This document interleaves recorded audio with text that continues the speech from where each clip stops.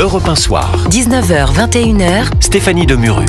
Toujours en compagnie de Jean-Michel Salvatore et Raphaël Steinville, mes chroniqueurs de la deuxième heure. Et on revient sur ces propos du procureur général auprès de la Cour de cassation ce matin qui ont fait beaucoup parler. Je vous propose d'écouter Rémi Heitz. Je voudrais quand même m'inscrire en faux, de façon très catégorique, contre le prétendu laxisme des juges. Il y a eu des sanctions individualisées.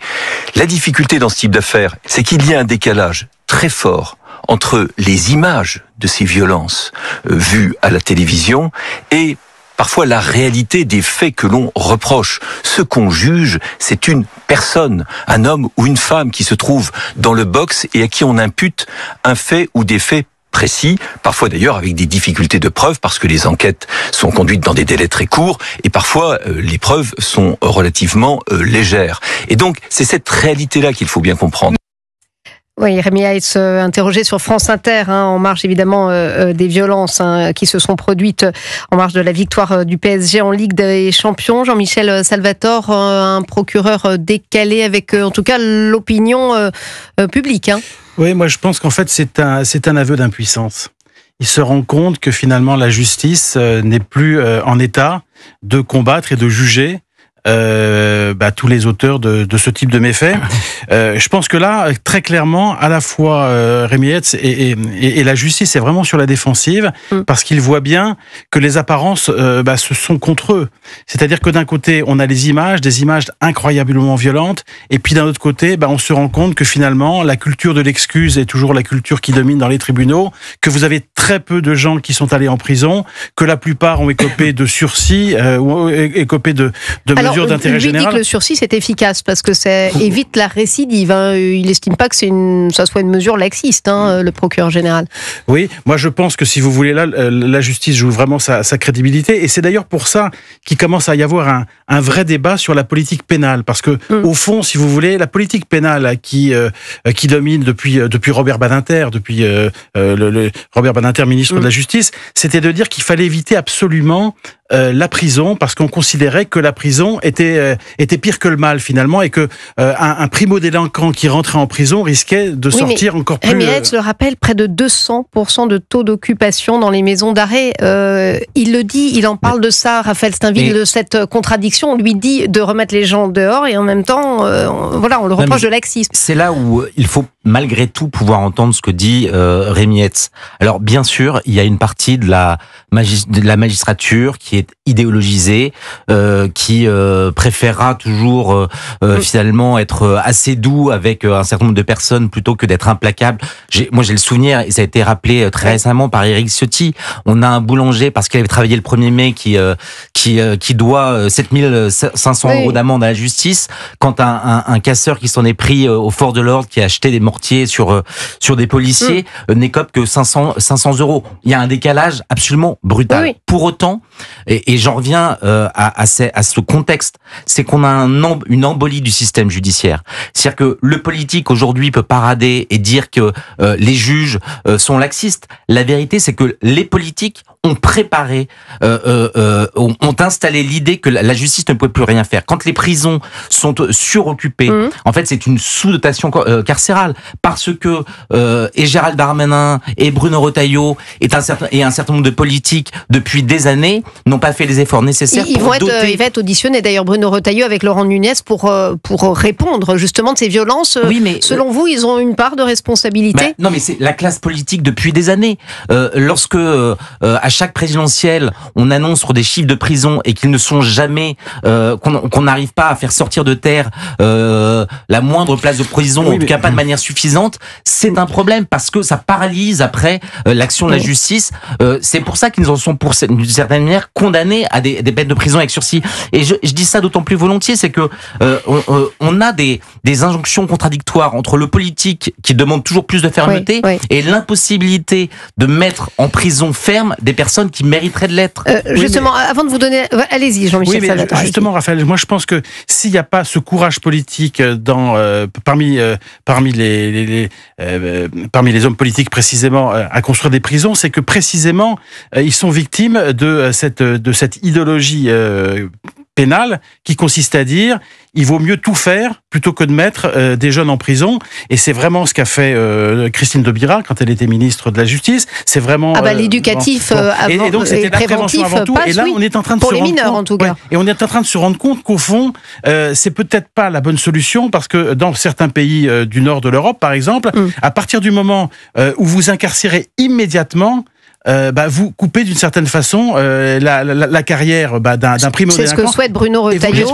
Et alors, et là, le problème qu'on a aujourd'hui, c'est qu'on n'a pas construit ces prisons. Les prisons actuelles sont évidemment totalement surchargées et on se retrouve finalement totalement démunis parce qu'on ne peut même pas changer de politique pénale et de se dire finalement on va condamner au premier délit parce que les prisons sont effectivement totalement pleines.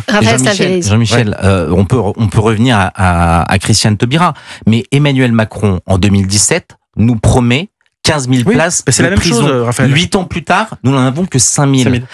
Donc, sans même aller taper sur les socialistes et François Hollande. Madame Belloubet, c'est pareil. Mais je suis d'accord avec ça. Le texte est encore en vigueur. D'ailleurs, Gérald Darmanin et Bruno Retailleau demandent sa suppression. Qu'est-ce qu'on attend ? C'est pas seulement une question de politique, de vision. C'est une question de volonté. Lorsqu'Emmanuel Macron a voulu reconstruire Notre-Dame en 5 ans, il y est parvenu. Il a fait voter une loi d'exception. Pourquoi ne fait-on pas la même chose s'agissant de ce projet, mais de ce chantier qui est immense, qui est celui des prisons qu'il faut pouvoir construire. Il faut du terrain. On sait qu'un certain nombre de maires s'opposent, et on les comprend d'une certaine manière, à avoir des centres pénitentiaires dans leur commune. Et pourtant, c'est une nécessité pour l'ensemble du pays que de voir ces prisons sortir de terre. Alors, il y a aussi un autre sujet. Il y a le sujet des prisons qui est incontestable. Là, je rejoins Raphaël, mais il y a aussi un problème de preuve, en fait. Parce que finalement, on a affaire à une délinquance qui est très particulière. Oui. Donc, Retailleau avait donné la priorité aux arrestations. Il avait demandé à ses policiers d'aller véritablement au contact et d'arrêter le plus de délinquants possible, le plus d'émeutiers possible. Et finalement, une fois qu'ils se retrouvent devant les tribunaux, on se trouve un peu démunis parce qu'on n'a pas assez de preuves. Et l'individualisation des peines, c'est quand même un principe très important. C'est un principe de liberté publique auquel tout le monde est attaché.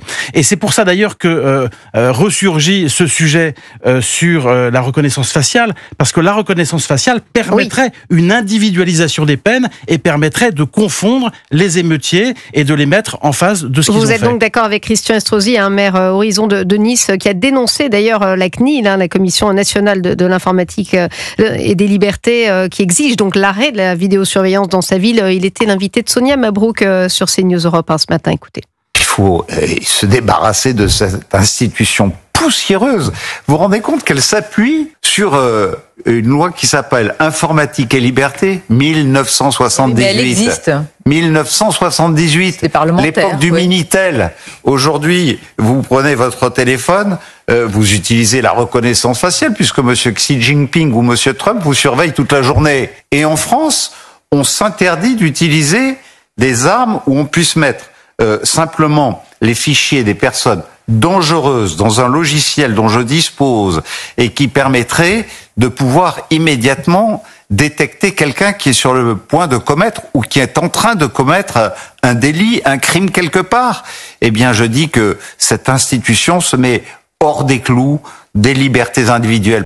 Alors, Raphaël Steinville, qu'est-ce que vous en pensez ? Jules Torres nous disait tout à l'heure, effectivement, qu'il était assez contre cette reconnaissance faciale. Ça dépend dans quelle main elle tombe, aussi. D'abord, je suis pas en accord avec Christian Estrosi. Pour moi, ce n'est pas la CNIL qui est poussiéreuse, c'est la loi qui est poussiéreuse. La CNIL, en revanche, elle est politique. Elle est politisée même. Ses membres sont ultra politisés. Mais c'est une faiblesse de la droite de ne pas savoir s'organiser pour que les membres qui composent la CNIL et qui rendent leur avis ne soient pas davantage de droite. Aujourd'hui, on trouve des socialistes, on trouve des écologistes, on trouve des centristes, on ne trouve aucun représentant de la droite. Donc ça, c'est quand même déjà, c'est quand même un premier défaut. Après, s'agissant de la généralisation de la reconnaissance faciale, très honnêtement, j'y suis farouchement opposé. D'abord parce que Mais bien sûr, autant de manière très circonscrite d'avoir de la reconnaissance faciale dans les aéroports, à proximité des écoles, je peux l'entendre. Mais généraliser la reconnaissance faciale, honnêtement, est-ce que le modèle chinois est un modèle que vous voulez voir exporté en France ? C'est vrai qu'aujourd'hui on est encore une démocratie, Raphaël Steinville, on est encore une démocratie. Oui, mais effectivement, ça dépend. Pardon, peut-être que dans 2 ou 3 ans... Ça dépend effectivement dans quelle main ça tombe, ça je vous l'accorde. Nous aurons un Jean-Luc Mélenchon et le simple fait d'être de droite fera de vous un ennemi de la nation. Pardon, moi je suis très précautionneux à l'égard de... C'est un point. Jean-Michel Salvatore. Oui, alors moi je serais peut-être un petit peu plus nuancé. Moi je partage avec Raphaël le risque d'une généralisation de la reconnaissance faciale. Ça, je suis tout à fait d'accord pour dire que ça serait un danger terrible. On n'est pas chinois. On tient à nos libertés. Mais il me semble que dans certaines circonstances, d'une façon assez encadrée, par la CNIL ou par une nouvelle commission qui serait peut-être un petit peu plus contradictoire, moi, il me semblerait pas totalement stupide d'y réfléchir. Pendant les Jeux Olympiques, ça a fonctionné. Enfin, moi, je préfère avoir des caméras devant une école et une reconnaissance faciale que de risquer pour ma vie privée. En fait, je pense que c'est un cache-misère. C'est-à-dire qu'on est en passe d'accepter ce genre de mesures ultra sécuritaires, toujours plus liberticides, parce qu'on est incapable de préserver notre société de l'ensauvagement, mais qui s'est installé depuis des années. Cet ensauvagement, il a une origine principale, me semble-t-il, c'est une immigration incontrôlée est devenue incontrôlable, qui fait qu'aujourd'hui les populations qui arrivent ne sont plus digérées, ne sont plus assimilées, et donc c'est des modèles civilisationnels qui s'opposent, qui s'affrontent et dont on voit la violence exprimée sur le terrain. Jean-Michel Salvatore, allez-y. Oui, mais moi je trouve que sur la reconnaissance faciale, je suis d'accord pour dire que c'est dangereux, je l'ai dit, mais attention à ne pas répéter le débat sur les caméras de surveillance, parce que vous vous souvenez que lorsque le maire de Levallois avait été le premier à mettre des caméras de surveillance, tout le monde lui était tombé dessus, à commencer par la gauche, en disant que c'était une folie, et puis finalement tout le monde y est venu.